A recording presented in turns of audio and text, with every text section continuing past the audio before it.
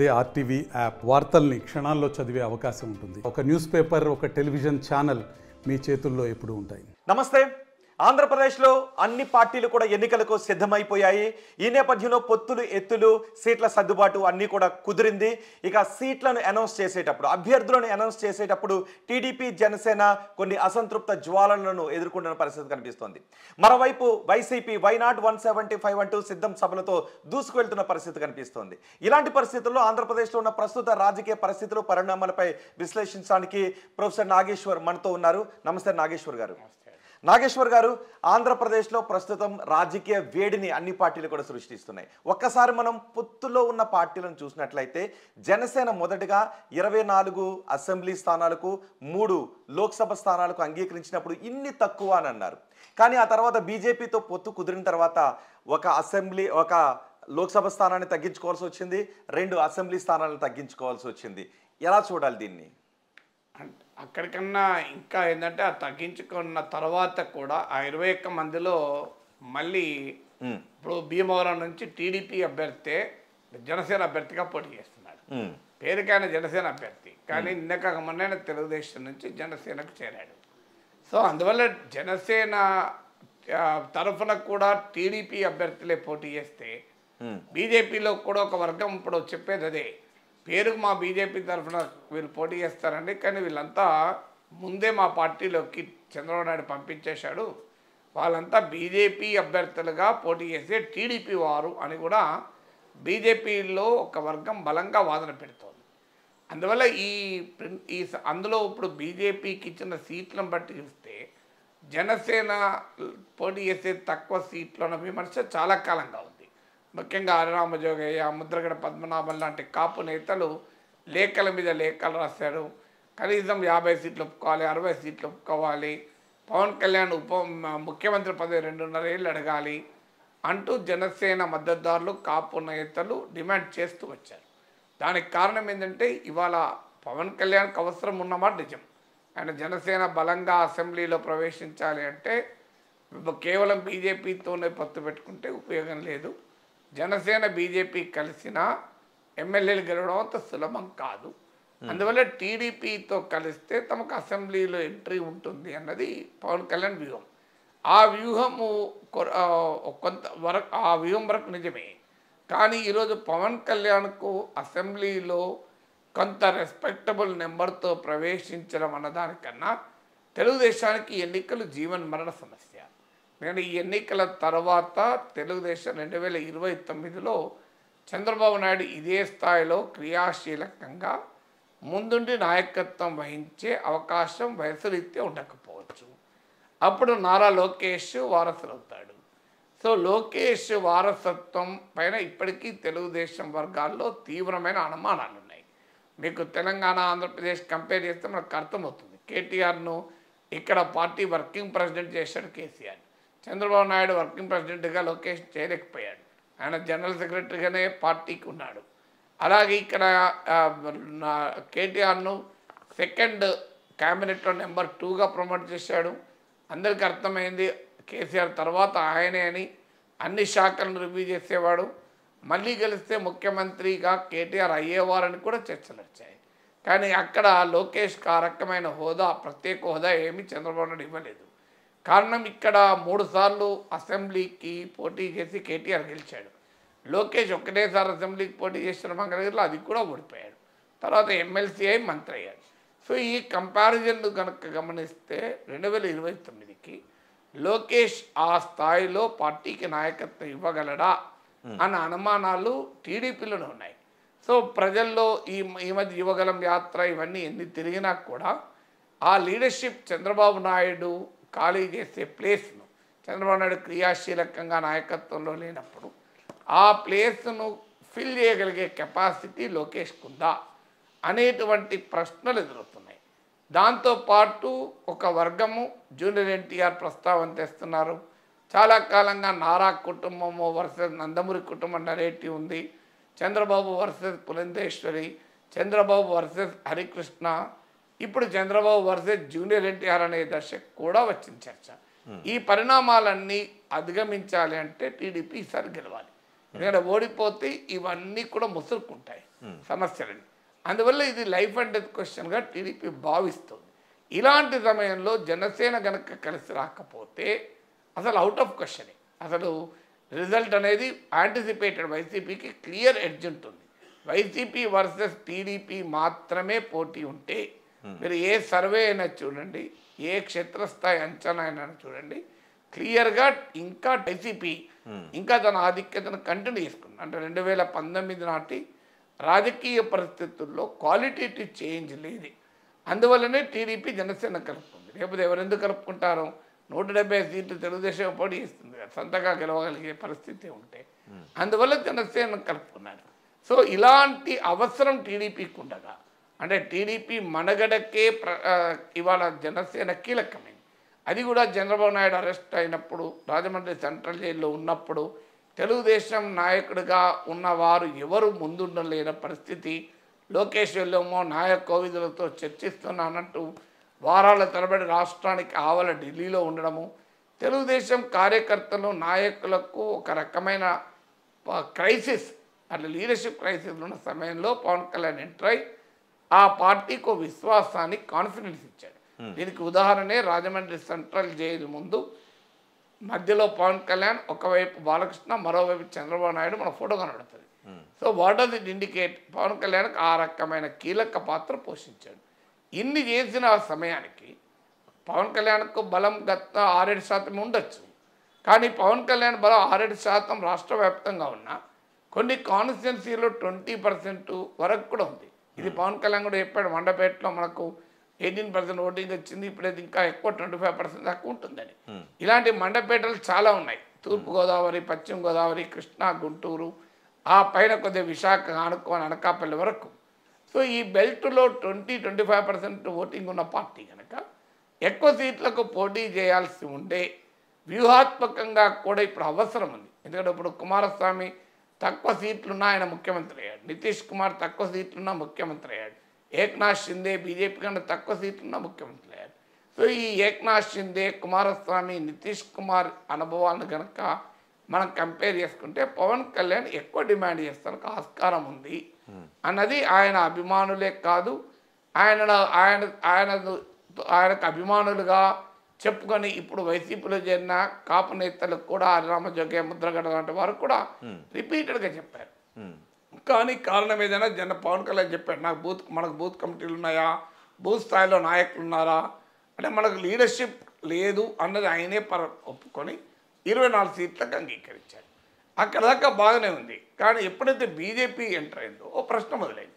అయ్యా మరి బీజేపీకి ఉన్న బలం ఎంత, పవన్ కళ్యాణ్కి లేనిది ఏంటి, బీజేపీకి ఉన్నది ఏంటి?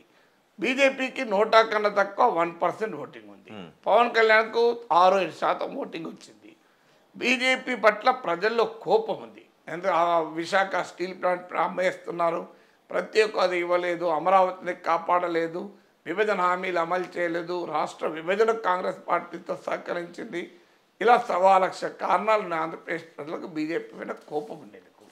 సో బీజేపీతో కలిస్తే లాభం ఎంతో తెలియదు, కానీ కొన్ని వర్గాల ఓటర్లు దూరమయ్యే అవకాశం కూడా ఉంది. బీజేపీకి నాయకత్వం ఉన్నదా అంటే బీజేపీకి నాయకులు లేరు. పవన్ కళ్యాణ్ లాంటి జనాదరణ, కరిష్మా కలిగిన లీడర్ లేడు. అలాంటి బీజేపీకి 10 సీట్లు ఇచ్చి అందులో మళ్ళీ 3 సీట్లు జనసేన కోత విధించి బీజేపీకి పంపించే వరకు సహజంగానే కంపారిజన్ అంటే మరి ఏంటి, అందులో ఏదైనా వ్యూహం ఉందా లేదంటే వ్యూహం ఏమున్నది? బలహీనత ఇది. వ్యూహం ఏం లేదు. బీజేపీ వాళ్ళు ఎక్కువ సీట్లు పట్టుబడ్డారు. మరి వాళ్ళ దగ్గర వాళ్ళకి నాయకులు లేకపోవచ్చు, కానీ బీజేపీకి ఈడీ ఉంది కదా, సిబిఐ ఉంది కదా, ఐటీ ఉంది కదా, పవన్ కళ్యాణ్కి ఇవేవి లేవు కదా. సో అందువల్ల ఈడీ, సిబిఐ, ఐటీ ఉన్న వాళ్ళకు ప్రీమియం రేట్ ఉంటుంది కదా. సో అందుకొరకు వాళ్ళకు 1% ఓటింగ్ ఉన్నా 10 సీట్లు ఇచ్చారు. మరి 7% ఓటింగ్ ఉన్న వాళ్ళకి ఎన్ని ఇవ్వాలి? 70 సీట్లు ఇవ్వాలి. ఆ లెక్కన అంకగణిత లెక్కన, కెమిస్ట్రీ లెక్కన ఇంకెక్కువ ఉండాలి. ఎందుకంటే టీడీపీ ఇవాళ ఈ స్థాయిలోనైనా పోటీ ఇవ్వగలుగుతుందంటే జనసేన పుణ్యమే. మరి ఆ లెక్కలు పవన్ కళ్యాణ్ ఎందుకు వేసుకోలేదంటారు? పవన్ కళ్యాణ్ వేసుకోకపోయి ఎందుకు వేసుకోవాలో ఆయన చెప్పాలి, నేను చెప్పలేను. కానీ వేసుకోవాల్సి ఉండే అని మాత్రం నేను చెప్పగలను. కరెక్ట్. సో దాంతో అంటే ఇది 24 సీట్లే ఉన్నప్పుడు కొంత చర్చ రాలే. ఎందుకంటే పవన్ కళ్యాణ్ బలమే అంతా అంత ఒప్పుకున్నాడు. బీజేపీతో కంపారిజన్ వచ్చినప్పుడు ఇబ్బంది అవుతుంది. మంత్రుల పరపక్షం అంటారు చూడండి. ఇప్పుడు మీకో లడ్డు నాకో లడ్డు ఇచ్చినంత కాలం మీరేం ఫీల్ కారు. నేను నాకు 2 లడ్డులు ఇచ్చినా ఫీల్ కారు. సార్ పెద్దవాడు కదా, ఏజ్లో నాకన్నా పెద్దవాడు, సీనియర్ కదా అని. అప్పుడు నాకేమి ఇక మీకు నాకు ఒక్కళ్ళిచ్చి మీకు 5 లడ్డూలు ఇచ్చింది అనుకోండి, అంటే నాకు అనిపిస్తుందా అనిపించదా, ఏం రోహిత్ నాకన్నా తురుంకానా, ఆయనకు 5 లడ్డూలు ఇచ్చేది నన్ను అవమానించరు కదా అని. ఇప్పుడు అదే సమస్య వస్తుంది. బీజేపీలో నాయకుడు లేడు, చివరి వరకు పొత్తుకు అంగీకరించలేదు, నానా ఇబ్బందులు పెట్టారు, చంద్రబాబు నాయుడు 3-4 సార్లు తిప్పించుకున్నారు. సో ఇంత చేసిన తర్వాత ఆ పార్టీకి పైన వెంపర్లాడి 6 ఎంపీ సీట్లు, పవన్ కళ్యాణ్కి 2 ఎంపీ సీట్లు అయింది. పవన్ కళ్యాణ్ కన్నా ఆయన ఇంకోటి తగ్గించుకోవద్ది, బీజేపీకి 6 అయినాయి. సో అసలు ఏ ప్రాతిపదిక చూసినా బీజేపీతో కంపారిజన్లో జనసేన యాక్సెప్ట్ చేసిన సీట్లు జనసేన గౌరవాన్ని ఇవ్వవు, పవన్ కళ్యాణ్ గౌరవం ఇవ్వవు. వితౌట్ బీజేపీ నేను ఒప్పుకుంటా, 2 పార్లమెంట్ సీట్లు 2, 3, 24 సీట్లు ఉంటే అంతే కదా, మరి జనసేనకు బలం లేదు కదా అనుకోవచ్చు. కానీ వెన్ కంపేర్ టు బీజేపీ అసలు ఏ రకంగా పోలికలేదు. అంటే ఏ రకంగా ఉపయోగపడుతుంది? ఓన్లీ ఎలక్షనీరింగ్కేనా? బీజేపీతో కలవడం అనేది ఏముండదు, పొలిటికల్ మేనేజ్మెంట్కి ఉపయోగపడుతుంది. రేపు గెలిచినా ఓడినా కేంద్ర సంస్థలు ఎంబడబడకుండా ఉపయోగపడుతుంది. చంద్రబాబు నాయుడు పైన ఆల్రెడీ ఈడీ కేసులు ఉన్నాయి. బీజేపీతో పెట్టుకుంటే మనీష్ సిసోడియా జైలు ఉన్నాడు, హేమంత్ సోరెన్ జైలు ఉన్నాడు. బీజేపీతో కలిసిన నేతలకు ఎవరికి ఏవి ఉండవు. మన దేశమంతటా ఈ ట్రెండ్ చూస్తున్నాం కదా. అందులో గెలవడం కోసం కాదు, గెలిచినా ఓడిన ఇబ్బందులు లేకుండా వేరే కారణం చెప్పండి, రీజన్ నాకు చెప్పాలి. ఇప్పుడు అది కాదు నేను అనేది, అంటే గెలిచినా ఓడినా ఇబ్బందులు ఉండకూడదు కనుక చంద్రబాబు నాయుడు పొత్తు పెట్టుకున్నాడు అని నా ఆర్గ్యుమెంట్. కాదని చెప్పేవాళ్ళు రీజన్ చెప్పాలి, ఇంకో పలానా కొరకు పెట్టుకున్నారు. సో దీని రీజన్ ఉండాలి. ప్రత్యేక హోదా ఇస్తామని అన్నారా? అనలే కదా. ఇప్పుడు ఈ మధ్య చంద్రబాబు నాయుడు మాట అన్నాడు, ప్రత్యేక హోదా ఒక్కటి తప్ప అన్ని ఇచ్చిండ్రు మాకు మోడీ, మా తగు వల్ల ప్రత్యేక హోదా గురించి అని. మరి ఇప్పుడు తగు తీరిందా? ప్రత్యేక హోదా ఇచ్చిండా అప్పుడు మోడీ ఇస్తానని హామీ ఇచ్చిండా? ఇప్పుడు ఆ క్లారిటీ ఉండాలి కదా. సో మాకు ఇప్పుడు వైసీపీ ఒక స్టాండ్ తీసుకుంది, కేంద్రంలో ఎవరు సహకరిస్తే మేము వాళ్ళకు మద్దతు ఇస్తామని. మాతో అదొక స్టాండ్, రైటా రాంగా కరెక్టా తప్ప తర్వాత సంగతి స్టాండ్. ఇప్పుడు టీడీపీ స్టాండ్ ఏంటి? చంద్రబాబు నాయుడు చెప్పాడు కదా, ప్రత్యేక హోదా ఇవ్వనందుకు మేము తగు పెట్టుకున్నాను. మరి ప్రత్యేక హోదా ఇచ్చినప్పుడు ఎందుకు మళ్ళీ మైత్రి ఇస్తున్నారు? అంటే ఈ పొత్తులు కలపడంలో పవన్ కళ్యాణ్ చొరవని, పవన్ కళ్యాణ్ ఆతృతని ఏ విధంగా చూడాలి? పవన్ కళ్యాణ్ చొరవ ఆతృత కన్నా ఇక్కడ క్లియర్గా బీజేపీ డామినేషన్ కనబడుతుంది. అంటే బీజేపీ బెటర్ బార్గెన్ చేసుకోగలిగింది. వాస్తవంగా బీజేపీతో లాభం కాదు, నష్టం. ఇప్పుడు ఉదాహరణకు సిటిజన్షిప్ అమెండ్మెంట్ యాక్ట్ వచ్చింది. ఇప్పుడు దీని బీజేపీ రేపు ఎన్నికలు దగ్గర పడుతున్న కొద్దీ తన ఎజెండా, మతపరమైన ఎజెండా ముందుకు తీసుకొస్తుంది. సిఏ ముందుకు తీసుకొస్తుంది, యూనిఫామ్ సివిల్ కోడ్ ముందుకు తీసుకొస్తుంది, మళ్ళీ ఇజబులు, హలాళ్ళు, టిప్పు సుల్తాన్ లాగా అనేకం వస్తాయి ఎజెండాలు. సో ఆ ఎజెండా వచ్చిన తర్వాత మైనారిటీ ఓటర్లు ఇప్పటికే వైఎస్ఆర్ కాంగ్రెస్ వెనకాల ర్యాలీ అవుతున్నారు. సో మణిపూర్ ఘటనలు ఉన్నాయి, ఇవన్నీ కూడా మైనారిటీ ఓట్ని ఇప్పటికే వైసీపీ వెనకాల గణనీయంగా ర్యాలీ అవుతుంది. ఇప్పుడు ఈ దెబ్బతో బీజేపీతో కలవడంతో ముస్లిం క్రిస్టియన్ ఓటు కనుక టీడీపీ నుంచి దూరం అయితే కూటమి భారీగా దెబ్బతింటుంది. ఇప్పుడు ఎందుకంటే క్రిస్టియన్ ఓటు కన్నా ఈవెన్ ముస్లిం ఓటు సరిపోతుంది. ఒక అంచనా ప్రకారం కనీసం ఒక 30 సీట్లలో ముస్లింలు గెలుపు ఓటర్లు నిర్ణయించగలుగుతారు. అంటే వాళ్ళ ఓటింగ్ తక్కువ ఉండొచ్చు. మీరు కర్నూలు ఉంది, ఒక గుంటూరు ఉంది, సో అనంతపురం ఉంది, ఒక కదిరి ఉంది, ఇలా చాలా సీట్లలో ముస్లిం పాపులేషన్ సిగ్నిఫికెంట్గా ఉంటారు. సో మరి వాళ్ళంతా కూడా ఇప్పుడు బీజేపీ దాడి మొదలైన తర్వాత ఎలా ఓట్లేస్తారు అన్నది ఒక కీలకం. కానీ 2014లో కూడా జనసేన పోటీ చేయకపోయినా దాదాపు ఇదే పొత్తు కదా. అంటే అప్పుడున్న సిచ్యువేషన్ వేరు. అప్పుడు బీజేపీ ఎజెండా, మోడీ ఎజెండా ఈ స్థాయిలో విశ్వరూపం లేదు కదా. 2014కు ముందు మీకు ఈ సిఏ లేదు, యూనిఫామ్ సివిల్ కోడ్ లేదు, హిజబ్ లేదు, హలాల్ లేదు, ఈ ఎజెండానే లేదు కదా. సో అప్పుడు 2014లో రిలీజియస్ ఎజెండాతో బీజేపీ అధికారంలోకి రాలే. మీకు 2014లో development agenda, Gujarat model of development, UPA కుంభకోణాలు, good governance, clean governance, anti corruption, ఈ ప్లాంక్తో మోడీ వచ్చాడు కదా. అప్పటికిప్పటికి 10 ఏళ్ల తర్వాత మారిపోయింది. ఇప్పుడు సెక్యులర్ అన్న పదమే రాజ్యాంగాలకు తీసేస్తాం. నిన్నగా మన అనంత హెగడే అన్నాడు, అసలు రాజ్యాంగం మార్చేస్తామా 400 సీట్లు ఇస్తే. సో ఇప్పుడు అప్పటికి ఇప్పటికీ వాళ్ళ వాదనలు చాలా తేడా ఉంది. 2014కు ముందు, 2014 తర్వాత. ఇప్పుడు అగ్రెసివ్ హిందుత్వ స్టాండ్ తీసుకొని జనంలోకి వెళ్ళినప్పుడు మరి మిగతా బీజేపీని అంగీకరించని ఓటర్లు టీడీపీకి దూరం అయితే ఇప్పుడు 30 సీట్లలో గెలుపోవడం లెక్క కాదు, ఇంకొన్ని సీట్లలో 10,000 నుంచి 20,000 మంది ఉంటారని అంచనా. సో అందువల్ల అక్కడ మళ్ళీ పోలరైజ్ కాంటెస్ట్, ఒకవైపు టీడీపీ, జనసేన, బీజేపీ, ఒకవైపు వైసీపీ. ఇంకొక ఛాలెంజ్ ఉంది, బీజేపీ శ్రేణుల్లో ఈ పొత్తు పట్ల ఇష్టం లేదు.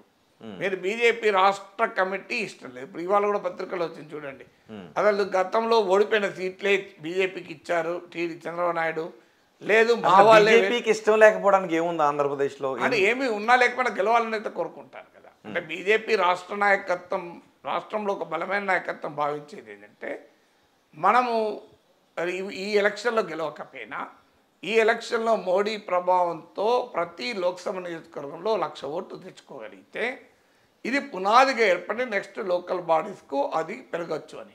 ఇప్పుడు బీజేపీ తెలంగాణలో ఏముంది, 2018లో 7% ఓట్లు వచ్చాయి, ఒక్క సీట్ వచ్చింది, 5 ఎమ్మెల్యేలు ఉంటే 5లో 4 ఓడిపోయారు, ఒక్కరు గెలిచారు. ఏమైంది, 2019 లోక్సభ ఎన్నికలకు వచ్చే వరకు 4 ఎంపీ సీట్లు గెలుచుకున్నారు, 20% ఓటింగ్ వచ్చింది. తర్వాత దుబ్బాక గెలుచుకున్నారు, హుజురాబాద్ గెలుచుకున్నారు, జిహెచ్ఎంసీలో భారీ విజయం సాధించారు. తర్వాత తెలంగాణలో వాళ్ళ స్వయంకృత అపరాధాల వల్ల దెబ్బతిన్నారు. దెబ్బతిన్నా కూడా 8 సీట్లు వచ్చాయి, 1 నుంచి 8 పెరిగింది, 7 నుంచి 14% పెరిగింది. అందువల్ల ఆంధ్రప్రదేశ్లో బీజేపీ నాయకత్వంలో ఒక బలమైన వాదన ఏంటంటే, మనం టీడీపీతో పోకూడదు, మనం ఓపిక పడితే 2029 వరకు బలమవుతాం, అప్పుడు టీడీపీ బలహీనపడుతుంది. ఈ ఓడిపోవటం తర్వాత చంద్రబాబు నాయుడు క్రియాశీలకంగా నాయకత్వం ఉండడు, అప్పుడు మనము ఒక దెబ్బ కొట్టవచ్చు అనేది బీజేపీ అంచనా. ఇందుకు భిన్నంగా జాతీయ నాయకత్వం చంద్రబాబు నాయుడుతో వెళ్ళాలని నిర్ణయించుకున్నారు. ఇంకొక ఛాలెంజ్ కూడా ఉంది, అసలు టీడీపీ శ్రేణుల్లో బీజేపీ పట్ల అసలు పొత్తుకి ఇష్టమే లేదు.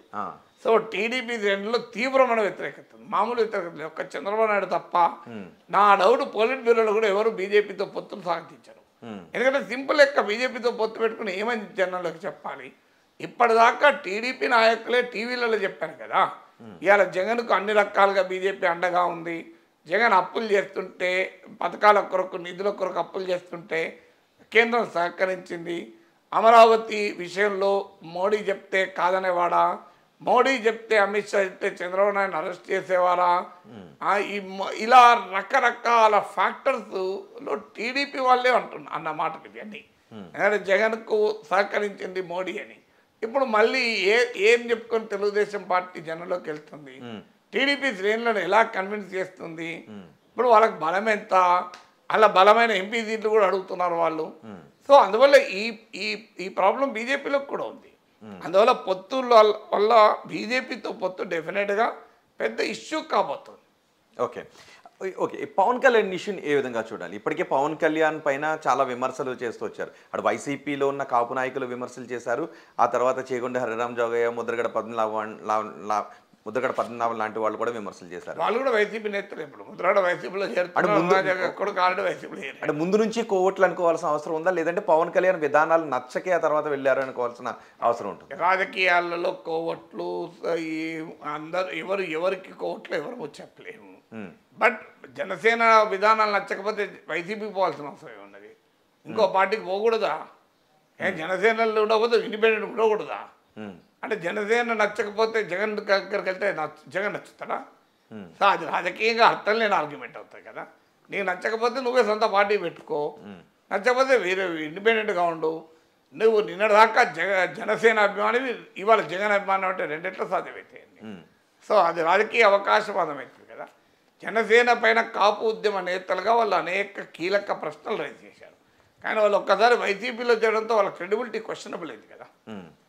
నాగేశ్వర్ గారు, ఏ రాజకీయ పార్టీ అయినా సరే మనం ఎన్నికల్లో గెలుస్తాం, మనం అధికారంలోకి వస్తాం అనే ఒక ఉత్సాహాన్ని జనాల్లో కనిపించాలి, నమ్మకాన్ని కలిగించాలి. ఈవెన్ ప్రజాశాంతి పార్టీ నుంచి కూడా కేపాల్ కూడా అదే చెప్తాడు, మేము అధికారంలోకి వచ్చేస్తున్నాం, అన్ని స్థానాల్లోనూ గెలుస్తామని. కానీ జనసేన నాయకుడు అలాంటి నమ్మకాన్ని ఏ స్థాయిలోనూ కేడర్లో కల్పించలేకపోతున్నాడనే ఒక విమర్శ. జనసేన పోటీ అయితే 24 సీట్లు కదా, మేమే అధికారంలోకి వస్తాం, ఆయన అధికారంలో కూటమి అధికారంలోకి వస్తుందని రోజు చెప్తున్నాడు కదా, కూటమి అధికారంలోకి వస్తాం రోజు చెప్తున్నాడు. అందులో జనసేన అధికారంలోకి వస్తున్నా ఎట్లా చెప్తారు? అంటే అధికారం అంటే సీట్ షేరింగ్ అని కానీ లేదంటే మనం అధికారంలో భాగస్వాములు అవుతాం అనేటటువంటి బలాన్ని ఇవ్వలేకపోతున్నారు. మనకు అంత బలం ఉందా, మనకు అంత బలం లేదు అని చెప్తున్నారు. ఎవరు చెప్పారు ఇవ్వలేకపోతున్నారని? అంటే రేపు కూటమి అధికారంలోకి వస్తే పవన్ కళ్యాణ్ మంత్రి కాకుండా ఉంటాడా? జనసేన వాళ్ళు మంత్రులు కాకుండా ఉంటారా? ఇవ్వలేకపోతున్నాడు కంక్లూజన్ మీరే వస్తే నేను చేగొండ హరిరామ్ జోగే కానీ లేదా ఆయన కొడుకు తీసుకుపోయి వైసీపీలో కలిసిన తర్వాత క్రెడిబిలిటీ ఎక్కడదని ఇంకా ఇప్పుడు జనసేన శ్రేయభిలాషులు అయితే జనసేనలో ఉంటారు కదా, బయట వేరే పక్క పార్టీలు ఏరినాక శ్రేయభిలాషులు ఎక్కడది ఇక. అంటే ఇంతకుముందు మీరు అన్నారు కదా 24 సీట్లు ఓకే మంచి ఫిగర్ అని అనుకున్న టైంలో మళ్ళీ 22కి రావాల్సి వచ్చింది. అంటే వెనక్కు తగ్గుతూ ఉండడం కొన్ని ప్రయోజనాలను తాకట్టు పెట్టడమా లేదంటే వ్యూహమా? అందులో వ్యూహం ఏముంటుంది? బీజేపీని అకామిడేట్ చేయాలి కనుక తగ్గించుకోవాల్సి వచ్చింది. అసలు జనసేనకు ఆ స్థాయిలో బలం లేదు అనేది మరోసారి రుజువైంది కదా. సో ఆయనకు అవకాశం ఉండి వ్యూహాత్మకంగా బాటర్ బార్గెన్ చేయాల్సి ఉండే కానీ చేయలేకపోయాడు అనేది క్లియర్. ఎందుకంటే నాయకత్వం లేదు అలా. సో జనసేనలో బలమైన నాయకులు ఎంతమంది ఉన్నారు? సో అలా అయితే బీజేపీతో పోల్చినప్పుడు ఈ సమస్య వచ్చింది, బీజేపీతో పోల్చినప్పుడు ఈ సమస్య వచ్చేది కాదు. సరే ఇక్కడ ఒక క్వశ్చన్ అరైజ్ అవుతుంది. 10 ఏళ్ల పార్టీ ప్రస్థానంలో పార్టీని సమర్థవంతంగా నిర్మించలేకపోయారు. దీనికి కారణం చంద్రబాబుని ముఖ్యమంత్రిని చేయాలనే ఉద్దేశమే మొదటి నుంచి పవన్ కళ్యాణ్లో ఉంది అని వైసీపీ నేతలు అంటున్నారు. అది వైసీపీ వారు వాదన. అప్పుడు పవన్ కళ్యాణ్కు ఆయన ముఖ్యమంత్రి కావాలంటే తప్ప చంద్రబాబు ముఖ్యమంత్రి కావాలని ఆయనకి ఎందుకు ఉంటుందండి? సో అది ప్రత్యర్థులు వాదిస్తారు. ఎవరైనా తాను ముఖ్యమంత్రి కావాలని కోరుకుంటారు కదా, సొంత పార్టీలోనే వేరే నాయకుడిని ముఖ్యమంత్రి కావాలని కోరుకోరు కదా. కానీ రియాలిటీ ఏంటంటే పవన్ కళ్యాణ్ ఆ రకంగా కేంద్రీకరించలే. ఇప్పుడు ఈ మధ్య ఆయన రాజకీయాల్లో చాలా సీరియస్గా ఈ 2 ఏళ్ళ నుంచి అన్న తిరుగుతున్నాడుగా. అంతకుముందు వైసీపీ చెప్పేవాళ్ళు కదా ఇంటర్వెల్ ఎక్కువ సినిమా తక్కువ అని. సో ఆయన ఎపిసోడల్ యాక్టివిటీగా పొలిటికల్ యాక్టివిటీ ఉండే, అప్పుడప్పుడు వచ్చేవాడు, ఒక ఈవెంట్ పార్టిసిపేట్ చేసేవాడు, వెళ్ళిపోయేవారు. సో ఒక కాన్సన్ట్రేట్ చేసి పార్టీ నిర్మించి లీడర్షిప్ను డెవలప్ చేసే ప్రయత్నం అయితే చేయలేదు. ఆ రకమైన లోపం క్లియర్గా జనసేనలో ఉన్నమాట నిజం. సో 10 ఏళ్ళు అనేది సమస్య కాదు. ఇప్పుడు కాంగ్రెస్ పార్టీకి 100 ఏళ్ల పై చదువుతుంది. కాంగ్రెస్కి ఏమున్నది? ఆంధ్రప్రదేశ్లో 1% ఓటింగ్ ఉంది కదా, జనసేన కనీసం 6-7% ఉంది. బీజేపీ పుట్టి 40 ఏళ్ళు అయిపోయింది, ఆంధ్రప్రదేశ్లో 1% ఓటింగ్ లేదు కదా. కమ్యూనిస్టులు పుట్టి 100 ఏళ్ళు అయింది, వాళ్ళకి ఓటింగ్ ఎంత ఉన్నది? సో ఆ ఇయర్స్ అనేది ఇష్యూ కాదు. ఇయర్స్ అనేది ఆ 10 ఏళ్ళు అయింది కదా పవన్ కళ్యాణ్ ఇంకేం చేయలేదు అంటే అదేమన్నా క్లర్క్ జూనియర్ ఎల్డీసీగా చేరితే 10 ఏళ్లలో యూడీసీ అవుతాను అన్నట్టు ఉండదు కదా రాజకీయాలు. 10 ఏళ్ళు 8 నెలల్లో ఎన్టీ రామారావు ముఖ్యమంత్రి అయ్యాడు. సో రాజకీయాల్లో 8 ఏళ్ళు 10 ఏళ్ళు ఉండదు. జగన్మోహన్ రెడ్డి 2-3 పార్టీ పెట్టిన 2-3 ఏళ్లలో ప్రధాన ప్రతిపక్ష నేత అయ్యాడు, 8 ఏళ్ళలో ముఖ్యమంత్రి అయ్యాడు కదా. సో అందువల్ల అలా ఉండదు. రేవంత్ రెడ్డి కాంగ్రెస్లో చేరిని 5-6 ఏళ్ళకి సీఎం అయ్యాడు, కాంగ్రెస్లో 50 ఏళ్ళ నుంచి ఉన్న వాళ్ళు కూడా సీఎంలు కాలేదు కదా. రాజకీయాల్లో seniority and number of years ఉండదు. అయితే జనసేనను ఆ స్థాయిలో నిర్మాణము కార్యాచరణ చేయలేకపోయాడు, చేయలేదన్నది నిజం. దానికి ఎవరి ఇంటర్ప్రిటేషన్ వారికి ఉండొచ్చు. సో అందువల్ల పవన్ కళ్యాణ్ డీలెజిటిమైజ్ చేయాలి కనుక వైసీపీ ఆయన చంద్రబాబు నాయుడు కొరకే చేయలేదో విమర్శించవచ్చు. కానీ పవన్ కళ్యాణ్ ముఖ్యమంత్రి పదవి ఇద్దా అంటే నాకు వద్దు లోకేష్కి అని నేను అంటాడా? నాకు చెప్పండి. లేదు నాకు వద్దు మీరే ఉంచుకోండి చంద్రబాబు అంటాడా? అవకాశం అయితే ఎవరైనా ముఖ్యమంత్రి పదవి కోరుకుంటాను కదా.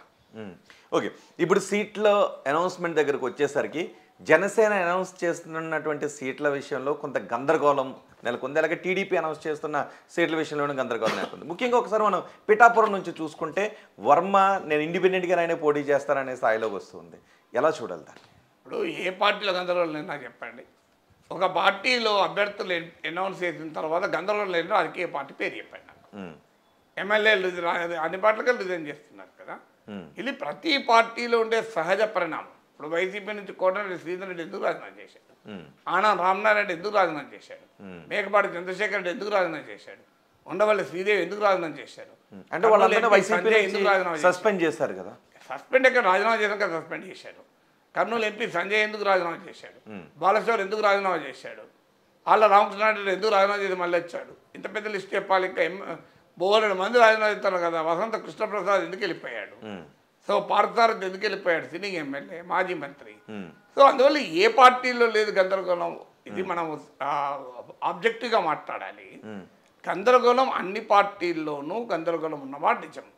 వెళ్ళిపోతున్నప్పుడు డెఫినెట్గా టీకాలు రాకపోతే అంటే వైసీపీ నుంచి కొంతమంది నాయకులు వెళుతున్నది జగన్ ఒక వ్యూహాత్మకంగా ముందుకు వెళ్తున్నారు, కొన్ని నియోజకవర్గాల అభ్యర్థులను మారుస్తూ వెళ్తున్నారు. సో అక్కడ ఇష్టం లేని వాళ్ళు అంతే కదా, అభ్యర్థులు సీట్ రాకపోతే కదా వెళ్ళేది. ఇప్పుడు వర్మ సీట్ ఇస్తాను వెళ్ళేవాడు టీడీపీ నుంచి. కానీ ఇక్కడ పొత్తులో భాగంగా సీటే గల్లంత అవుతుంది. సీట్ ఏదైనా అల్టిమేట్గా బేస్ ఏంటి, సీట్ ఇవ్వనప్పుడు వెళ్ళిపోతారు. అందువల్ల రాంగ్ ఆర్గ్యుమెంట్ అది. అది ఏదో ఒక్క పార్టీలోనే గందరగోళం ఉంటుంది, ఇంకో పార్టీలో ఉండదు అంటే అనేది. బాలినేని శ్రీనివాసరెడ్డి జగన్కు దగ్గర బంధువు కదా, ఆయనే నిరసన వ్యక్తం చేశాడు కదా. మాగుంట ఎందుకు రాజీనామా చేశాడు ఎంపీ, వేమిరెడ్డి ప్రభాకర్ రెడ్డి ఎందుకు పోయాడు ఎంపీ, వీళ్ళంతా పోలేదా? అంటే ఇక్కడ జరుగుతున్నది ఏంటి అంటే మీరు వన్ సైడెడ్గా మనం ఎప్పుడూ ఆర్గ్యూ చేయకూడదు. ఓకే, సో క్లియర్ ఇంతమంది పేర్లు ఇంకా చెప్పమంటే చెప్తాను మీకు. ఇంకా మీరు ఇట్లనే మాట్లాడితే ఇంకా 10 పేర్లు చెప్తాను నేను. ఏం లాభం దానివల్ల? ఆర్గ్యుమెంట్ వల్ల ఉపయోగం లేదు. ఫ్యాక్ట్ ఏంటి, ఏ పార్టీలోనైనా సీట్లు రానప్పుడు వెళ్ళిపోతుంటారు. సో దాన్ని ఎలా క్రైసిస్ను మేనేజ్ చేసుకుంటారన్న దగ్గర లీడర్షిప్ ఉంటుంది. ఇప్పుడు జగన్మోహన్ రెడ్డి నుంచి కూడా వెళ్ళిపోయారు, కానీ ఆయన ఏం చేశాడు తెలివిగా, కాస్త ముందు నుంచే ఈ ఎక్సర్సైజ్ మొదలుపెట్టి అభ్యర్థుల్ని విడతల వారీగా మారుస్తూ, సర్వేల ఆధారంగా మారుస్తూ, వాళ్ళను కొంతమందిని అకామిడేట్ చేసుకునే ప్రయత్నం. ఇప్పుడు ఆళ్ళ రామకృష్ణారెడ్డి ఉన్నాడు, వెళ్ళాడు, మళ్ళీ వెనక్కి వచ్చాడు. సో కొంతమంది ఇక వాళ్ళు వెళ్ళినా నష్టం లేదు అనుకున్నప్పుడు వాళ్ళని వదిలేసుకోవడము, అంటే వాళ్ళు ఒకవేళ పోటీ చేసినా కూడా ఓడిపోతారు అని. సో ఈ క్రైసిస్ ఇప్పుడు రాజ్దీప్ సర్దేశాకి ఇచ్చిన ఇంటర్వ్యూలో జగనే చెప్పాడు, మేము ఈ ముందు నుంచి ఎక్సర్సైజ్ మొదలు పెట్టాము, ఎందుకంటే ఎన్నికల సమయానికి వచ్చేవారు గందరగోళం ఉండకూడదు, అంటే వెళ్ళిపోయే వాళ్ళు వెళ్ళిపోయి క్లియర్ అయిపోయి సెటిల్ కావాలి, అన్సెటిల్డ్గా పార్టీ ఉండకూడదు అనేటువంటి వ్యూహాన్ని జగన్ అనుసరించాడు. ఆ వ్యూహం ఉపయోగపడుతుంది. ఇప్పుడు మీరు ఇటీవల కాలంలో అల్లరి లేదు, ఈ అల్లరంతా అయిపోయింది. అది అందరూ టీడీపీ జనసేన అభ్యర్థులు కాదు, ఎన్ని సీట్లు ఎవరు చేయాలి అనే చర్చ రాకముందే వైసీపీ అయిపోయింది. సో వైసీపీలో పెద్ద తిరుగుబాటు వస్తుందని ఊహించారు, కానీ ఏమీ రాలే. కొంతమంది వ్యక్తులుగా వచ్చిన మాట నిజం, ఇక్కడైనా అక్కడైనా వ్యక్తులుగా వస్తాయి. సో భారీ ఎత్తున మొత్తం పార్టీలు జీలవు. సో వ్యక్తులుగా వైసీపీ కూడా వచ్చారు, కానీ వైసీపీ ఏంటంటే ముందు మేల్కొని కొంత జాగ్రత్త పడి ఒక్కొక్క నియోజకవర్గంలో ఎవరికి అనుకూలత ఉంది, వ్యతిరేకత ఉందని సర్వేలు చేసి, ఆ సర్వేల్లో ఎలాగూ వీళ్ళు ఓడిపోతారు, వీళ్ళ పట్ల బాగా వ్యతిరేకత ఉంది. అంటే యాంటీ ఇన్కమ్ అనేది 2 లెవెల్ ఉంటుంది, కాన్స్టిట్యున్సీ లెవెల్లో ఉంటుంది, స్టేట్ లెవెల్లో ఉంటుంది. స్టేట్ లెవెల్లో యాంటీ ఇన్కంబెన్సీ ఆ స్థాయిలో లేదు సంక్షేమ పథకాల వల్ల. కొన్ని పట్టణ ప్రాంతాల్లో అసంతృప్తి ఉన్నమాట నిజం, కోతలు, విద్యుత్ ఛార్జీలు, చెత్త పన్ను ఇలాంటి వాటిపైన వ్యతిరేకత ఉన్న నిజం, ఈ ఉచితాల పట్ల మిడిల్ క్లాస్లో కొంత అసంతృప్తి ఉన్నమాట నిజం. కానీ ఓవరాల్గా గ్రామీణ ప్రాంతాల్లో ముఖ్యంగా సంక్షేమ పథకాల విషయంలో సానుకూలత ఉంది. సో ఈ సానుకూలత ఉన్నప్పుడు కాన్స్టిట్యున్సీ లెవెల్ యాంటీ ఇన్కంబెన్సీ ఉంటే దెబ్బతింటారు. అంటే ఆ లోకల్ ఎమ్మెల్యే పట్ల బాగా వ్యతిరేకత ఉందనుకోండి, అతను ఓడిపోయే ప్రమాదం ఉంటుంది. అంటే పార్టీ పట్ల, ప్రభుత్వం పట్ల అనుకూలత ఉన్నా కూడా, మీకు ఎగ్జాంపుల్ ఉండవల్లి శ్రీదేవి ఉంది, తాటికొండలో ఆమె పట్ల తీవ్రమైన వ్యతిరేకత ఉంది. సో ఆమెను మార్చిన వల్ల వైసీపీ లాభమే జరుగుతుంది తప్ప నష్టం జరగదు. ఇప్పుడు ఆళ్ళ రామకృష్ణారెడ్డి పట్ల వ్యతిరేకత ఉండే, అందువల్ల చిరంజీవిని పెట్టారు, ఆయన పట్ల కూడా కొంత వ్యతిరేకత వస్తుంది, మళ్ళీ ఆయన క్యాండిడేట్ మళ్ళీ అక్కడ మార్చారు. ఈ ఎక్సర్సైజ్ మొదటి నుంచి చేయడం వల్ల కొంత నిరసనలు వ్యక్తమైన అవి మేనేజబుల్ లిమిట్స్లో ఉంచుకోగలిగారు, కొంతమందిని మళ్ళీ అకామిడేట్ చేసుకోగలిగారు, ఆ డ్యామేజ్ కంట్రోల్ అయిపోయింది. టీడీపీ జనసేన చేసిన మిస్టేక్ ఏంటంటే బీజేపీ వస్తుందని, ఎవరో వస్తారని, ఏదో చేస్తారని ఎదురు చూసి మోసపోకుమా అన్నట్లు ఆ బీజేపీ కోసం పడిగాపులు కాసి ఎట్టకేలకు బీజేపీ జనసేన టీడీపీ కలుసుకున్నాక ఇంకా లేట్ అవుతుందని వీళ్ళు సీట్లు కూడా ప్రకటించారు, 94 టీడీపీ, 24 జనసేన అని. మళ్ళీ తర్వాత బీజేపీ వచ్చినాక దానికి మళ్ళీ కోతలు పెట్టి, తర్వాత అభ్యర్థులు పెట్టిన తర్వాత కూడా మొదలు భీమవరం అని, తర్వాత పిఠాపురంకు మారి అసలు ఎమ్మెల్యేగానే చేయడు పవన్ కళ్యాణ్ ఎంపీ అని, ఇవన్నీ చేశారు. చేసినప్పుడు చివరకు పిఠాపురం అనౌన్స్ చేసే ముందైనా టీడీపీ అక్కడ ఎవరు ఆస్పిరెంట్, మెయిన్ లీడర్ ఇప్పుడు వర్మ ఉన్నాడు, ఆయనను పిలిపించుకొని మాట్లాడి అకామిడేట్ చేసి పవన్ కళ్యాణ్ వచ్చే టైంకు క్లియర్ చేయాలి ట్రాఫిక్ అంతా. ఇప్పుడు ముఖ్యమంత్రి వస్తాడు అనుకోండి, మున్సిపాలిటీ వాళ్ళు వెళ్ళి మొదలు అక్కడ ఫుట్పాత్ల మీద ఉన్న షాపులు అవన్నీ తీసేస్తారు. శానిటేషన్ వాడు వచ్చి రోడ్ అంతా క్లీన్ చేస్తారు. తర్వాత ట్రాఫిక్ పోలీసులు వచ్చి ట్రాఫిక్ అంతా క్లియర్ చేస్తారు. అప్పుడు మెల్లగా ముఖ్యమంత్రి కాన్వాయ్ వస్తుంది. ముఖ్యమంత్రి కాన్వాయ్ వచ్చే సమయానికి రహదారి ట్రబుల్ ఫ్రీగా ఉంటుంది. సో అంటే సీమ్లెస్గా ముఖ్యమంత్రి వెళ్ళేటట్టు.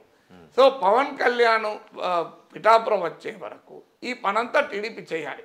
ఏ నిరసన లేకుండా, ఏ అసంతృప్తి రాకుండా, ఎవరైనా వ్యతిరేకులు ఉంటే వాళ్ళతో మాట్లాడి అకామిడేట్ చేసుకొని వారికి ఇంకో సీట్ ఇవ్వడమో లేకుంటే వేరే ఏదైనా హామీ ఇవ్వడమో, అప్పటికి వాళ్ళు వినకపోతే వాళ్ళని పార్టీ నుంచి పక్క పెట్టడము. సో టీడీపీ ఈ పనంతా చేసి పిఠాపురంలో పవన్ కళ్యాణ్ అనౌన్స్ చేసి ఉంటే గౌరవంగా ఉండేది. ఆ ప్రక్రియ మరి జరిగి కూడా ప్రయత్నించి కూడా చేయలేకపోయారా? ప్రయత్నించిన తర్వాత కూడా వాళ్ళు మళ్ళీ తిరగబడ్డారా తెలియదు. ప్రయత్నం ఇక్కడ జరిగినట్టు ఆ రాంగ్ జరిగిందా జరగలేదా అని మీకు నాకు చెప్పి చేయరు కదా, కూర్చొని పెట్టి కెమెరాల ముందు చేయరు కదా. జరిగిందా లేదా మనకు తెలియదు. కానీ జరిగింది జరగలేదన్నది అప్రస్తుతం. జరగకూడదు అయితే జరిగింది కదా. అంటే పిఠాపురంలో పవన్ కళ్యాణ్ రాకను వ్యతిరేకిస్తూ టీడీపీలో ఒక బలమైన వర్గం అసంతృప్తి వ్యక్తం చేయడం కరెక్ట్. ఇద్దరు రెండు పార్టీల పొత్తు పైన ప్రశ్నలు లేవనెత్తుతాయి. జనసేనలో అనవసరం అనుమానాలకు కారణమవుతుంది. పవన్ కళ్యాణ్ కూడా సమస్యాత్మకంగా మారుతుంది కదా. అంటే ఇక్కడ దాన్ని బేస్ చేసుకుని కొన్ని చర్చలు జరుగుతున్నాయి, కొంత రచ్చ జరుగుతుంది. వాస్తవాలు అవాస్తవాలు. టీడీపీ ఈ విధంగా జనసేన క్యాండిడేట్లు పోటీ చేసిన చోట కొన్ని వ్యూహాత్మకంగా జనసేనకు ఓట్లు పడకుండా వ్యవహరిస్తుంది, జనసేన కొన్ని అభ్యర్థులను ఓడించే ప్రయత్నం చేస్తుంది అని వైసీపీ వాళ్ళు కొంతమంది అంటున్నారు. ఎవరైతే జనసేనాన్ని తక్కువ సీట్లు తీసుకున్నారో అని వ్యతిరేకిస్తున్న వాళ్ళు అంటున్నారు. ఓడించే ప్రయత్నం జనసేన అభ్యర్థులు టీడీపీ ఓడించే ప్రయత్నం వైసీపీలు ఎందుకు విమర్శించాలి? ప్రశాంతంగా ఉండొచ్చు కదా. ఎవరికి వెళ్తారు వాళ్ళే కదా గెలిచేది. టీడీపీ వెళ్ళి జనసేన అభ్యర్థులు కూడా ఓడిస్తుంటే వైఎస్ఆర్ కాంగ్రెస్ అభ్యంతరం ఏమి ఉండాలి? ఎందుకుంటుంది? వాళ్ళే కదా గెలిచేది. అంటే మీరు చెప్తున్న వాదన ఎంత అర్థరహితంగా ఉంది అంటే, జనసేన అభ్యర్థులు ఓడించి జగన్మోహన్ రెడ్డి అభ్యర్థులు చంద్రబాబు నాయుడు గెలిపిస్తారా? అంటే ఎందుకంటే మొదటి చంద్రబాబు నాయుడు జగన్మోహన్ రెడ్డికి రహస్య ఒప్పందం ఉందా? అది నాకు అర్థం కాని అంశం. ఇప్పుడు జనసేన అభ్యర్థులు ఓడిపోతే ఎవరికి లాభం చెప్పండి? ఎవరు గెలుస్తారు అక్కడ? వైసీపీ గెలుస్తుంది కదా. అంటే వైసీపీ గెలిస్తే చంద్రబాబు నాయుడు లాభమా, టీడీపీ లాభమా? మరి కొంతమంది కాపు నాయకులు టీడీపీపై విమర్శలు చేస్తూ ఇదే చేశారు. మీరు 24 సీట్లు లేదంటే 21. వాళ్ళు ఎవరు కాంపిటేషన్ ఇప్పుడు ఎక్కడ ఉన్నారు? ఏ పార్టీలు ఉన్నారు? తటస్థంగానే ఉన్నారు పార్టీ. ఎవరు తటస్థంగా? ముద్రగడ తటస్థంగా ఉన్నాడా? అరుణాచల్ తటస్థంగా ఉన్నాడా? కొంతమంది దాసర్ రాము లాంటి వాళ్ళు వ్యక్తులుగా నాకు తెలియదు. కానీ ఫండమెంటల్ పాయింట్ ఏంటంటే కామన్ సెన్స్ చెప్తుంది కదండి. జనసేన అభ్యర్థులు ఓడిపోతే ఎవరు గెలుస్తారు చెప్పండి నాకు? ఎవరు గెలుస్తారు? వైసీపీ. మరి వైసీపీ గెలుపు చంద్రబాబు నాయుడు కోరుకుంటాడా? అంటే జగన్ కు చంద్రబాబు నాయుడు రాష్ట్ర ఒప్పందం ఉందా? ఉంటుందా? సాధ్యమా? అంటే జనసేన క్యాడర్ ని కొంత కన్ఫ్యూజన్ చేయడానికి ఒక వ్యూహాత్మకంగా వెళ్తున్నారు. జగన్మోహన్ రెడ్డి గెలిపించే వ్యూహమా? జగన్మోహన్ రెడ్డి గెలిపించే వ్యూహం చంద్రబాబు నాయుడు చేస్తారా? అసలు ఇంత మూర్ఖత్వం కదా వాదన. ఇప్పుడు టీడీపీ గెలవాలని కోరుకుంటుంది, జనసేన గెలవాలని కోరుకుంటుంది. జనసేన ఓడిపోవాలని టీడీపీ జనసేన పోటీ చేసే 21 స్థానాల్లోనూ టీడీపీ ఖచ్చితంగా పూర్తి స్థాయి సపోర్ట్ చేస్తుంది అనుకోవడానికి అవకాశం. సపోర్ట్ చేయకపోతే ఎవరికి లాభం? ఎవరికి లాభం? జగన్మోహన్ రెడ్డి వైసీపీ లాభం అని చెప్పండి టీడీపీ ఎందుకు చేస్తారు? నాకు నిజంగా అర్థం కూడా కాదు క్వశ్చన్. వైసీపీ గెలిపించే పని టీడీపీ చేస్తుందా? మీ లెక్క ప్రకారం చేస్తాను కదా ఆర్గ్యుమెంట్. సో జనసేనను ఓడించి జగన్మోహన్ రెడ్డి గెలిపించే పని చంద్రబాబు నాయుడు చేస్తారా? వైసీపీ వైసీపీ గెలుస్తుంది, బి జనసేన గెలుస్తుంది. టీడీపీ ఏం కోరుకుంటుంది చెప్పండి? సో ఈ వాదన చేసే వాళ్ళందరూ క్వశ్చన్ చెప్పండి. జనసేన అభ్యర్థున్నాడు, వైసీపీ అభ్యర్థున్నాడు. టీడీపీ వాళ్ళు ఎవరు కావాలని ఎవరు గెలవాలని కోరుకుంటారు? వైసీపీకి వెళ్ళాలని కోరుకుంటారు ఎక్కడన్నా? అసలు ఏ లాజిక్ అండి ఇది? ప్రాతిపదిక లేదు. సో ఆ వాదన తీసుకొచ్చిన వాళ్ళంతా ఖచ్చితంగా లాజిక్ లెస్ గానే వాదన తీసుకొచ్చారు. వైసీపీ గెలవాలని కోరుకుంటారా, జనసేన గెలవాలని టీడీపీ వాళ్ళు కోరుకుంటారా? ఖచ్చితంగా టీడీపీ గెలవాలని కోరుకుంటారు. జనసేన గెలవాలని, జనసేన గెలవాలి. మరి ఎక్కడిది? జనసేన ఓడించి అలాంటి టీడీపీ చూస్తుంది అంటే ఇలాంటి వాదనల వల్ల జనం నమ్మరు. ఇలాంటి వాదనలు సెల్ఫ్ గోల్ కట్టి ఎవరు నమ్ముతారండి ఈ వాదనలు? టీడీపీలో ఎవరైనా వ్యక్తులుగా తమ సీట్లు రాని వాళ్ళు, వర్మ లాంటి వాళ్ళు తిరుగుబాటు చేయడం వేరు. చంద్రబాబు నాయుడు కుట్రలు పని పవన్ కళ్యాణ్ ఓడిస్తాడు, జనసేన ఓడిస్తాడు, జగన్ గెలిపిస్తాడని చెప్పడమే ఆ మాట. ఒకవేళ అదే నిజమైతే వైసీపీ వాళ్ళు ఏం విమర్శ కూడా చేయరు. ఎందుకు చేస్తారంటే వాళ్ళే గెలుస్తా అంటే.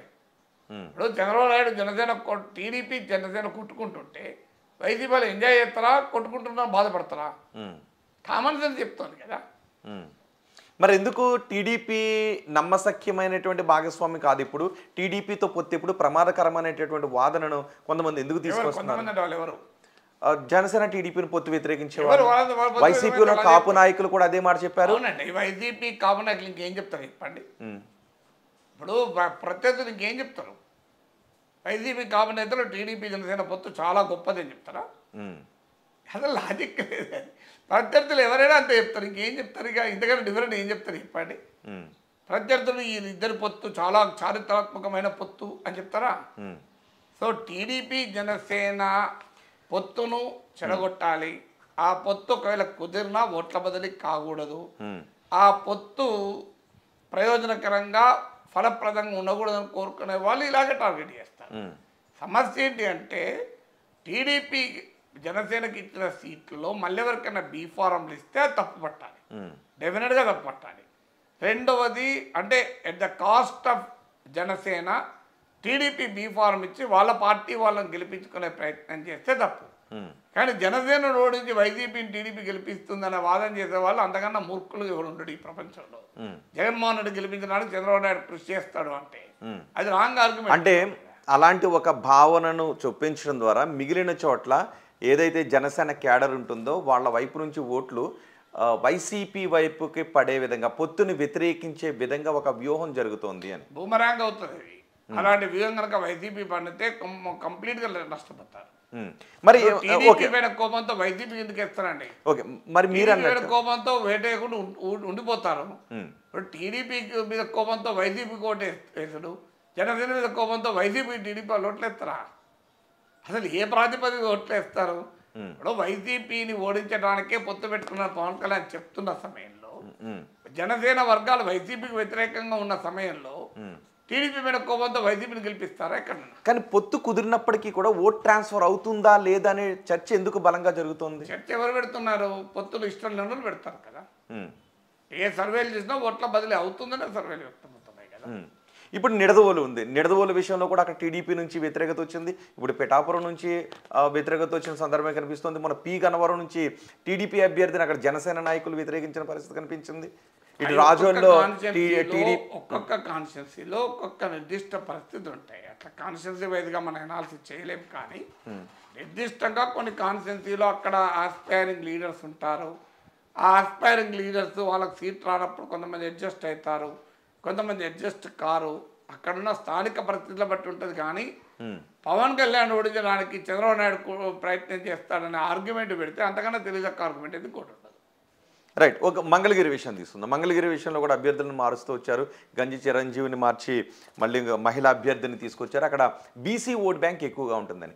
కానీ మరోసారి మంగళగిరి నుంచి లోకేష్ అక్కడ పోటీ చేస్తున్నారు. అక్కడ ఈక్వేషన్స్ని ఎలా చూడాలి? బీసీ ఓట్ బ్యాంక్ ఉంటే మరి 2019లో ఎందుకు గెలవలేదండి?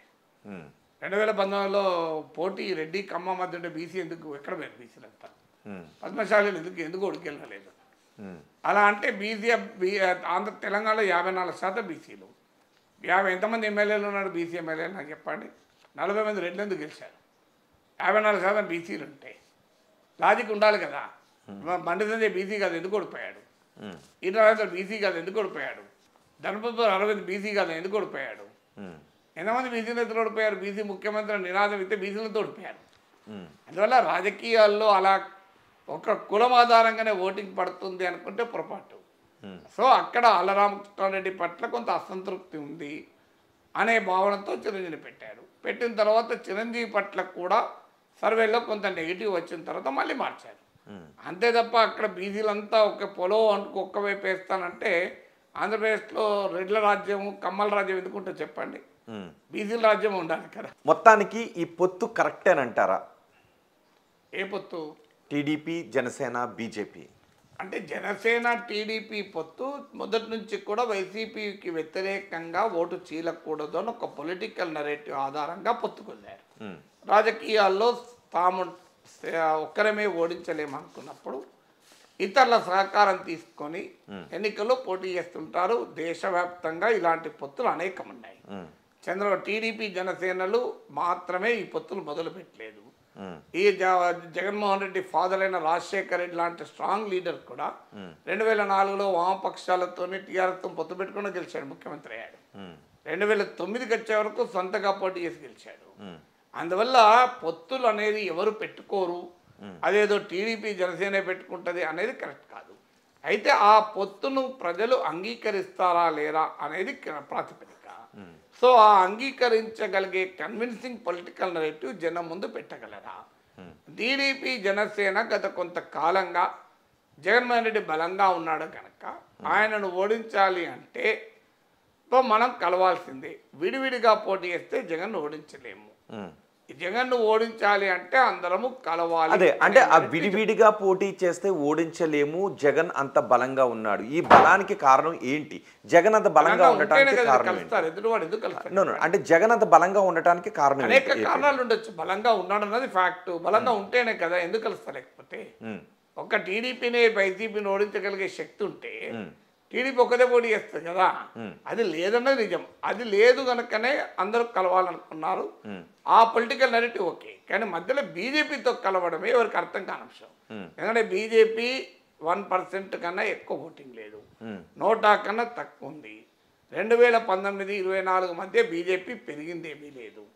మోడీ పట్ల సానుకూలత ఉన్నా అది అసెంబ్లీ ఎన్నికల్లో కానీ లోక్సభ ఎన్నికల్లో కానీ ఆంధ్రప్రదేశ్లో రిఫ్లెక్ట్ కాలే. ఇది 2019లో కూడా రిఫ్లెక్ట్ కాలే. మిగతా రాష్ట్రాల్లో కనీసం అసెంబ్లీ ఎన్నికల్లో రిఫ్లెక్ట్ కాకపోయినా మోడీ పట్ల సానుకూలత పార్లమెంట్ ఎన్నికల్లో రిఫ్లెక్ట్ అవుతుంది. తెలంగాణ, కర్ణాటక, ఒరిస్సా, ఢిల్లీ, మధ్యప్రదేశ్, రాజస్థాన్, ఛత్తీస్గఢ్ ఇలా చాలా రాష్ట్రాల్లో మనం చూసాం. ఆంధ్రప్రదేశ్కి వచ్చే వరకు అసెంబ్లీ ఎన్నికల ఓటింగ్కు లోక్సభ ఎన్నికల ఓటింగ్కు పెద్ద తేడా లేదు. సో అందువల్ల బీజేపీ బలం పెరగలేదు. ఈ మోడీ పట్ల ఒకవేళ సానుకూలత ఉన్నది ఆంధ్రప్రదేశ్లో బీజేపీకి ఓట్లు రాల్చవు. బీజేపీకి బలమైన నాయకులు లేరు. బీజేపీ బలం పెరిగిన సంకేతాలు లేవు. ఇంకేమైనా ఉంటే బీజేపీ ఎజెండా వల్ల, బీజేపీ పోలరైజింగ్ ఎజెండాల వల్ల ఒక బలమైన సెక్షన్ బీజేపీకి వ్యతిరేకంగా ఉన్నారు. వారు రేపు పొత్తును అంగీకరించక జనసేన, టీడీపీ, జనసేన, బీజేపీ కూటమికి దూరమై వైసీపీ వెనకాల మరింతగా ర్యాలీ అయ్యే అవకాశం ఉంటుంది. ఈలోగా ప్రత్యేక హోదా ఇవ్వలేదన్న కోపం ఉంది.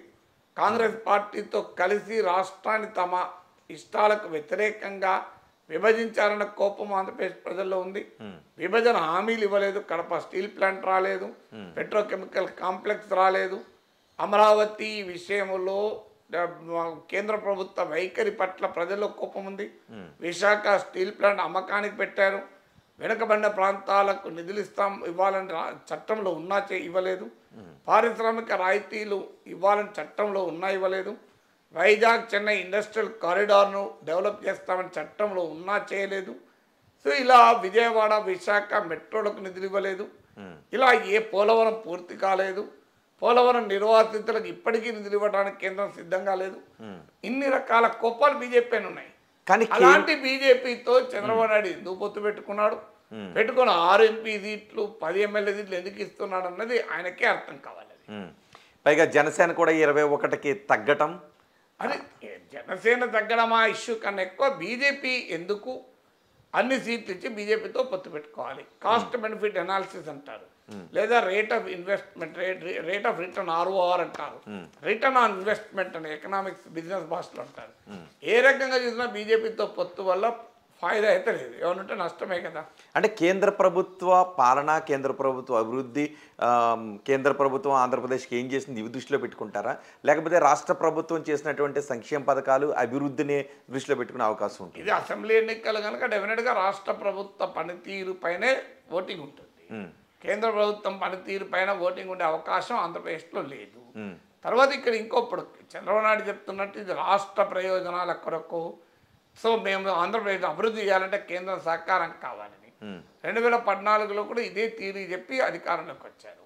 ఎందుకంటే రాష్ట్రం విడిపోయింది, విభజిత ఆంధ్రప్రదేశ్కు కేంద్రం సాయం కావాలి, అందుకొరకు మేము బీజేపీతో పొత్తు పెట్టుకుంటున్నాం అన్నారు. ఎందుకంటే కేంద్రంలో మోడీ ప్రైమ్ మినిస్టర్ అయ్యే అవకాశం. 2018కి వచ్చేవారు చంద్రబాబు నాయుడు ఏం చెప్పాడు, మోడీ రాష్ట్రానికి అన్యాయం చేశాడు, మోడీ దేశానికి అన్యాయం చేశాడు, మోడీ అనే వ్యక్తి దేశానికే ప్రమాదకరం, ఆంధ్రప్రదేశ్కి అయితే పూర్తిగా అన్యాయం చేశాడు అని చెప్పాడు. మరి ఆ తర్వాత న్యాయం చేశాడా? మరి ఇందులో ఏది 2019 ఎన్నికలకు ముందు ఎన్డీఏ నుంచి టీడీపీ బయటికి రావటానికి ఏ కారణాలు అయితే చెప్పారో ఆ కారణాలు ఇప్పటికీ వ్యాలిడ్ కదా. కానీ ఆంధ్రప్రదేశ్కి రావాల్సిన ప్రయోజనాలపై కేంద్రంతో పోరాడే విషయంలో అటు వైసీపీ టీడీపీ రెండు ఒకటే, ఇంక్లూడింగ్ జనసేన కూడా ఒకటే అనేటటువంటి ఒక చర్చ. పోరాడితే ఎందుకు రాలేదు? ఎవరు పోరాడి నాకు చెప్పండి. ఎవరో పోరాడలేదు అని రోడ్డు పైన ఏమన్నా నిరసనలు చూసామా? ఏ పోరాటాలు జరిగాయి? అందులో వైసీపీ ఎంతో టీడీపీ అంతే అనే ఒక చర్చ ఉంది. ఏమండి? అందులో వైసీపీ ఎంతో టీడీపీ అంతే. రెండు వైసీపీ టీడీపీ జనసేన మూడు పార్టీలు కూడా కేంద్రం పైన పోరాడలేదు. జనసేన ఎన్డీఏలోనే ఉంది, పోరాడమని అవకాశమే లేదు. వైసీపీ టీడీపీ రెండు పార్లమెంట్ లో ఒకే రకంగా ఓటేసాయి కదా. మీరు 2019 నుంచి 24 వరకు చూడండి. మీరు ఇంక్లూడింగ్ లేటెస్ట్ గా అవిశ్వాస తీర్మానం విషయంలో కూడా వైసీపీ టీడీపీ రెండు బీజేపీకి అనుకూలంగా ఓటేశాయి. 2019కి ముందు ఈ రెండు పార్టీలు పోటీపడి అవిశ్వాస తీర్మానం పెట్టాయి మోడీ ప్రభుత్వం. ఇప్పుడు మోడీ ప్రభుత్వానికి పోటీపడి మద్దతు ఇచ్చాయి కదా. సో ఇప్పుడు ఆంధ్రప్రదేశ్లో పొత్తుల ప్రభావం చూపిస్తుందా, లేకపోతే రాష్ట్ర ప్రభుత్వం చేసిన సంక్షేమ పథకాలు ఫ్యాక్టర్స్ ఉంటాయి. ఇప్పుడు దోశ వాళ్ళ టేస్టీ ఉంటుందా, చట్నీ ఉంటే టేస్ట్ ఉంటుందా, పొడి నెయ్యి ఉంటే టేస్ట్ ఉంటుందా, హోటల్ అంబియన్స్ మంచిదా, అది కడుపులో ఆకలి అయితే టేస్ట్ ఉంటుందా అంటే అన్నీ ఉంటాయి కదా. సో ఒక్కటే ఉంటుందా? అంటే నిజానికి పొత్తు ఎప్పుడు పెట్టుకుంటారు అంటే మనం అంత బలంగా లేము, ప్రత్యర్థి చాలా బలంగా ఉన్నాడు అనుకున్నప్పుడే సహజంగా పొత్తు అవసరమైనది ఏర్పడుతుంటుంది. సో ఆంధ్రప్రదేశ్లో అభివృద్ధి అంతగా జరగలేదు అని చర్చ జరుగుతూ ఉన్నప్పటికీ కూడా సంక్షేమ పథకాల విషయాన్ని ఆధారంగా చేసుకునే ఎన్నికలకు వెళ్తుందా వైసీపీ? అది ఓపెన్గా చెప్తున్నారు కదా. జగన్మోహన్ రెడ్డి చెప్తున్నప్పుడు ప్రశ్న ఎక్కడది అది. సో మీరు ఇంటింటికి వెళ్ళి చెప్పండి, జగన్ అన్న గెలిస్తేనే పథకాలు ఉంటాయి, అందువల్ల పథకాల నుంచి ఓటే ఏంటంటే వైసీపీ చెప్తున్నప్పుడు ఇంకా ప్రశ్న ఆన్సర్ అండర్స్టూడ్ కదా. Right, thank you very much Nageshwar గారు. ఆర్టీవీకి అందుబాటులోకి వచ్చి ఆంధ్రప్రదేశ్ ప్రస్తుత రాజకీయాలు పరిణామాలపై మీ విశ్లేషణ అందించినందుకు. ఇవి ఆంధ్రప్రదేశ్ ప్రస్తుత రాజకీయాలపై ప్రొఫెసర్ నాగేశ్వర్ గారి విశ్లేషణ. తాజా సమాచారం కోసం చూస్తూనే ఉండండి ఆర్టీవీ. మరిన్ని వీడియోస్ కోసం ఛానల్ ని సబ్స్క్రైబ్ చేయండి, లేటెస్ట్ అప్డేట్స్ కోసం వాట్సాప్ ఛానల్ ని ఫాలో చేయండి, అండ్ లింక్ డిస్క్రిప్షన్ లో ఉంది.